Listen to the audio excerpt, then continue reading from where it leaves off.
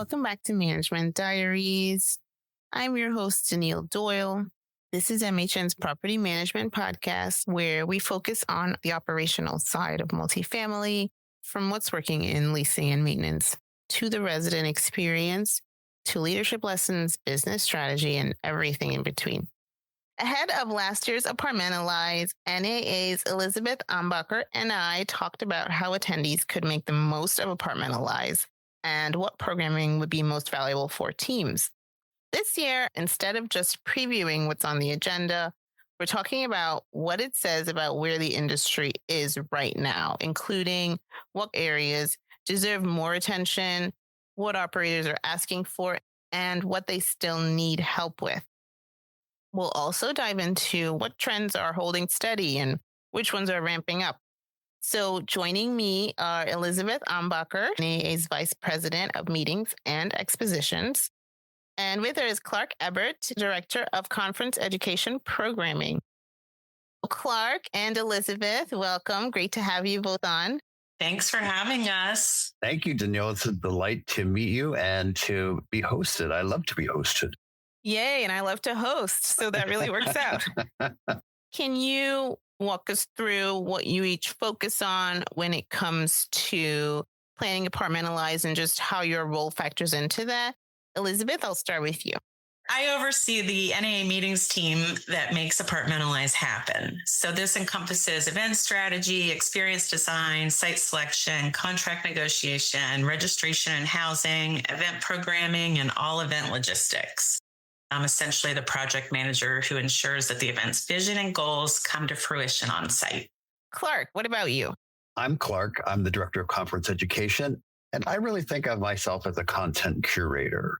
My responsibility is to develop the education program that happens at Apartmentalize.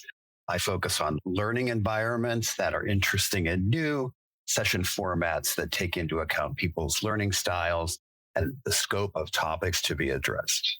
And for Apartmentalize 2026, I have developed 110 learning opportunities that are supported by about 250 industry experts. I think of Elizabeth as sort of like the conductor of orchestra. She's able to keep the whole big picture in mind as well as zoom into the most minor of details. And she's amazing. This is our 12th Apartmentalize that we're working on together. And she was at NAA, I think, 4 or 5 years before me. So we really got to watch Apartmentalize grow together. Congrats on your 12th year. So Clark, you mentioned that you have 110 educational opportunities that you identified. What's something that the industry really put a lot of energy into in the past year that maybe didn't really deliver the way people expected? There was a trend for the last 3 years that we've sort of progressed through, and it's centralization. This idea that automation will fix it and that we will have this great leasing and operations transformation. Owner operators really poured energy into it because it promised the Holy Trinity, which was lower payroll, faster response times, and more consistent service. But for a lot of portfolios, it hasn't delivered as cleanly as expected. That's so interesting that you mentioned automation and centralization, because my last episode, which I did with Kevin Owens, president at Arcline, he talked about automation and just how it's something operators really have to be so intentional with and not just apply it like this blanket implementation, right? When you're building out the education side, when you're partnering with industry leaders and experts who are going to deliver that, right? What are people asking for, and where do you think that they really need more help? So whenever I talk to our members, there is a resounding need for operational efficiencies. It's the number one thing that people need. We're currently seeing teams needing to do more with less. They want ideas for process improvement, standardization, and scalability. On top of that, people constantly need to sharpen their leadership skills. And leadership sessions are always widely attended, and there's a huge interest in them. There's kind of an evergreen need for them. A lot of times in our industry, organizations promote people from within. And a lot of times people end up in positions that they're stretching for. So there's a constant need for people to top up their leadership skills. In a live event, that kind of topic really resonates. So delivering that kind of leadership-based content is really valuable. We know that at Apartmentalize, 60% of our attendees identify with a job title of regional property manager or vice president. People in those roles always have people below them that they're trying to manage, inspire, motivate, and support. And leadership, I think of it as something that you come to every day, that you do every day, but you have to approach it each day looking for freshness or surprises or subtle changes. Apartmentalize is a great place to do that. What about AI? Has anything changed in the way that you're approaching that type of programming? AI is still a very hot topic for the industry. Last year, there were AI sessions on the program, but they were framed and more geared towards what is it? This year is more about prove it, govern it, and scale it. So we're really emphasizing focus on operations and control, how to run pilots, build workflows, secure the data, and establish governance policies that align to an organization's culture, which is really important. You've been producing the event for 16 years. What are attendees expecting differently? Not only just in the content, but the event overall, right? What are they expecting differently in terms of how they spend their time and in terms of how they gain the most benefit from the event as a whole? Attendees' time is more valuable now than ever before. They really want an experience that's personalized to meet their specific goals and needs. And the amount of education, networking, and activation that's at Apartmentalize can feel very overwhelming. So it's really important to use the tools like the NAA Planner to develop a personalized schedule that makes the most of their time while they're on site. That planner has the full schedule of everything happening at the event. So I really encourage all attendees to utilize that planner to narrow down education sessions and event offerings to really ensure that they're taking advantage of opportunities that will be the most benefit to them. Part of what makes Apartmentalize so great is that it lends itself to a very wide audience and offers something for everybody, but it's important to spend time in advance to understand everything that's happening at the event and really develop an optimal plan for yourself. Time is a premium at these conferences for sure. What about something that's changed that attendees would notice early on that you've changed to make it easier for them? Is there anything they'll quickly notice that has changed? No matter how many registration hours we have open, there's always certain peak times that attendees arrive at the convention center to pick up their badges, and lines can be long. So to help reduce the time spent at registration, new this year, we're offering a satellite registration location over at the Hilton New Orleans Riverside on Tuesday and Wednesday. And we're also adding self-service kiosks at both satellite registration and at the convention center. So hopefully that will cut down on lines and the amount of time they're spending just picking up a badge. First-timer attendees make up 25 to 30% of our attendees. So we really focus some content specific to them with tips and other information. We're also going to host a first-timers webinar on June 3rd, and it will really provide information, tools, resources to make their experience feel a little less overwhelming when they get to New Orleans and really help them navigate their on-site experience. I love that idea, that introduction of satellite registration and the self-service kiosk. I might actually be taking advantage of that myself. Is there anything else outside of AI, resident experience, leadership, anything that's coming up in the education conversations that you think deserves more attention or that's maybe not front and center yet, but kind of starting to show up? I wouldn't say that it's nascent or just emerging, but operational excellence and maintenance-centered strategy come through in the 2026 program very strongly. There's a notable shift from people thinking about, how do we fix things faster, and more about how do we design systems that break less and teams stay longer. It's a proactive shift in operators are looking for ways to elevate maintenance leaders into MVP roles, develop training pipelines and career pathways as well. We have a session on the new Inspire requirements from HUD, as well as safety and audit, and then also coming to terms with aging infrastructure and capital planning. I would say that is a very solid major sub-theme of the program. So, Elizabeth, we're on the expo floor, right? Which is always vast. So, operators and regional managers and VPs, what are they actually prioritizing as they are walking through that entire huge space? I think it's probably different for every attendee depending on their needs. This year's NA Exposition has over 600 exhibiting companies and booths totaling more than 165,000 square feet.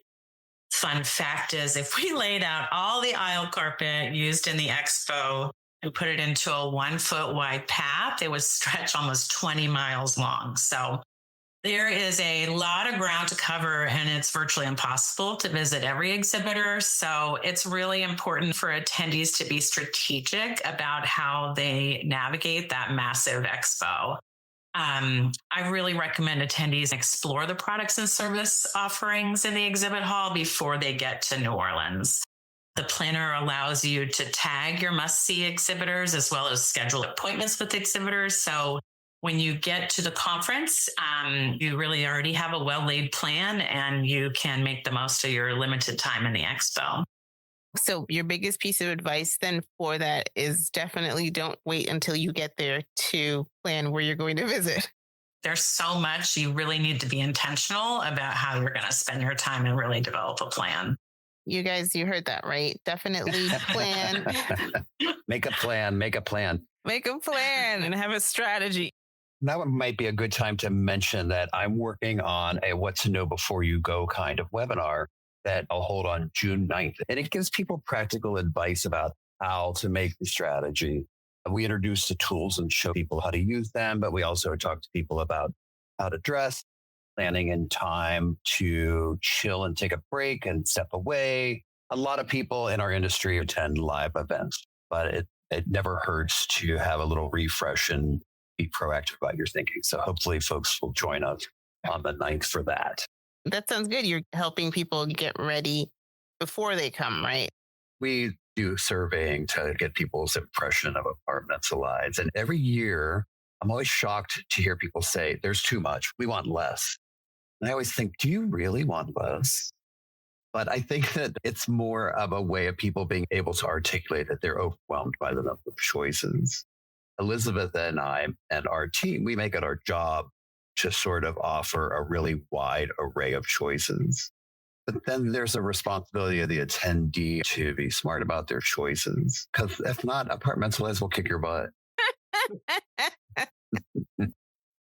Is there anything that came up in your planning conversations that kind of sounds simple in theory, but then in practice that operators are struggling to make it work? The idea about preventive maintenance, it seems like it should be something that's easily solved for, but it's more difficult to make it happen in real life. While companies have a place and plan, they always get stuck in this reactive kind of mode, trying to manage the next emergency. I always start the planning process with our education advisory board.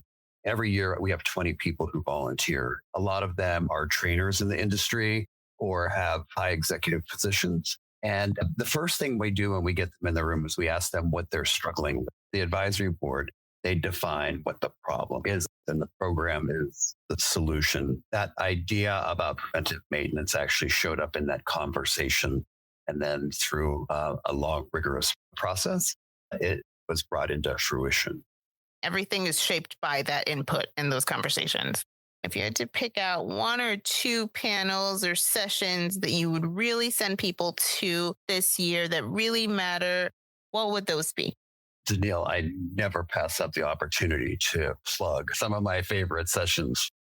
It's really hard to pick out like two of the top most fabulous, but I have a couple of quick recommendations. On Thursday, the 17th at 3:10 p.m., there is a session called AIA 201, Getting Beyond the Basics with the Actionable AI Workflow. And it features Kelly Greer at BH Management, Oleg Salnik at Zillow, Jacob Hosier at Elise AI, and Charles Wang at Digital Natives OpenAI. Also on Thursday at 2:15, we have a fishbowl discussion called Command the Shift, Leading Rental Teams through tech-driven turbulence. This year, we have 16 sessions in this really cool fishbowl format. It's really exciting. It's sort of like a panel, and the facilitators, they get the conversation going, and then they invite people from the audience to step in and take the place of a panelist. It has a really cool vibe. It kind of feels like the elder tribesmen solving problems, or maybe Survivor's tribal council with less threat of being voted off the island.